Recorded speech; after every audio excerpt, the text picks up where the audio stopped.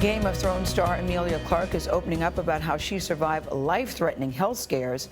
In an essay for The New Yorker, the 32-year-old actress revealed she survived 2 brain aneurysms, one of which ruptured and complications from a failed brain surgery. She wrote she had been through a war more gruesome than any that her Game of Thrones character had experienced. She told the New Yorker Radio Hour she was at the gym 8 years ago when she actually felt the rupture.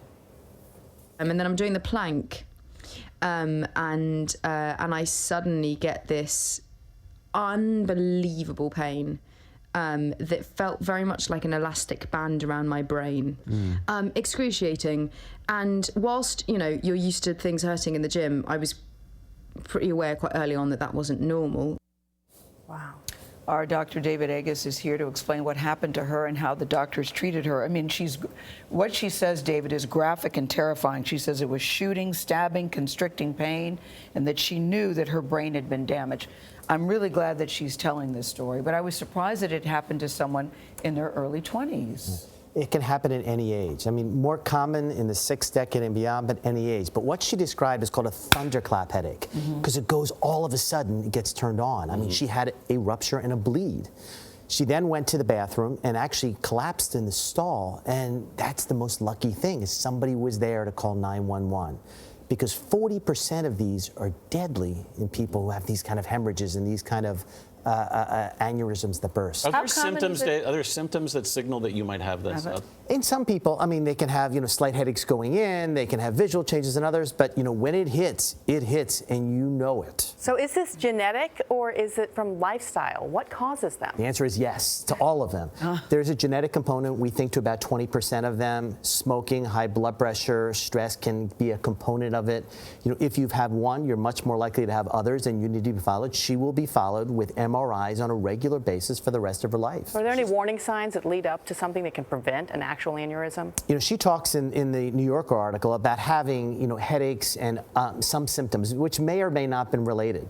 It's an aneurysm, so you have this artery in the brain, and then the wall gets weak and it balloons out. And then when it ruptures and blood comes out, that's when the dramatic side effects happen. So in most people, it's silent till it ruptures. She says she feels 100%. I mean, is that her being overly optimistic, or does the brain bounce back? The brain is amazing, especially in a 20 or 30-year-old. Right, right. And you and I, we're past that point. I mean, so when it happens when you're older. Wow. Well, we're not as, resilient. But that being said, I mean, she has risk of seizure later in life. I mean, that causes scar tissue. Scar tissue means that electrical circuit in the brain can have seizures. She's going to be monitored for other aneurysms. To me, she is a hero, though. She stepped up and was vulnerable. And she said, hey, listen, I had this disease. I want others to learn about the experiences I had, and I want to demystify it. That's the definition of a hero. We call her brave for speaking up. It really is powerful. Until the last decade or so, celebrities never talked about their weaknesses. Are you going to hire someone for a movie who may have another one of these? So there's vulnerability there, and she took it head on, and to me, that's powerful. She had 2 surgeries, one that replaced part of her skull with titanium. I mean, how high is she at a significantly greater risk of having this happen again? Oh, no question about it, because she had 2 of them. I mean, the first one, they went up through the groin, through the femoral artery, all the way to the brain, and they put a coil in, and that coil caused it to clot off. The second one, they tried that, but it bled, and so they had to go into the skull and go in that way to clip it off. Wow. So these are major surgeries that require crazy technology. We've been talking about strokes the past few weeks with the passing of Luke Perry, and you say there's a connection between an aneurysm and a stroke. What is that? So when the aneurysm ruptures, that's a type of stroke. And basically, the artery spasms down, and it limits blood supply to the brain, even though there's a bleed in part of the brain. And so that's what we call a hemorrhagic stroke. So it's a subtype of the strokes. Well, we are very fortunate that Emilia is alive, and brave of her to be speaking out about this. Dr. David Agus, great to see you. Thank you so much.